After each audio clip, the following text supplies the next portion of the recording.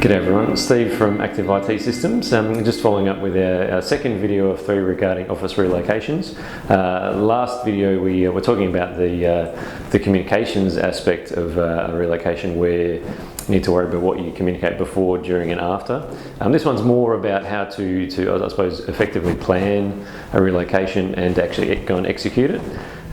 So when it comes to planning, the really big thing here is to basically plan well out in advance and get the experts involved at this stage. So get your removalists involved, get the company, IT company for example, get them involved, get your telecommunications people involved, go through the planning with them and pick out some certain dates which things need to occur by.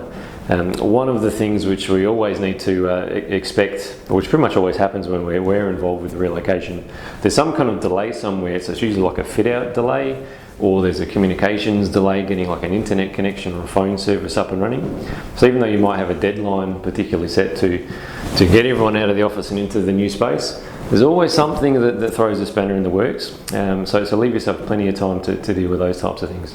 We've had a couple of clients where they've had really strict deadlines for relocations, and it's getting really close to crunch time, the relocation date gets closer and closer, and then plans change. The real big problem with that is that all of these third parties that are involved, removalists, IT, etc., they have to reshuffle everything around, and not everyone's going to be available to deal with those types of things straight away. So the more kind of lead time that you have for everything, and I suppose the more flexible you are with the actual relocation date, everything will be a lot easier and a lot less stressful.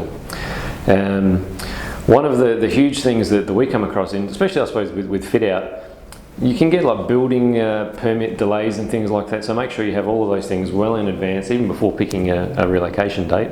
And last video we spoke about internet connections. It's really important to make sure that you've got those things all lined up well in advance. We like to have an internet connection up and running about 2 weeks prior to a relocation date, and where we can get in and test it, make sure it's fine, and just make sure the reliability is there. You don't want to bring everyone across to a new office space and the internet drops out a couple of days later. A real big one that we find, we're often tasked with reinstalling PCs on people's desks at the new place.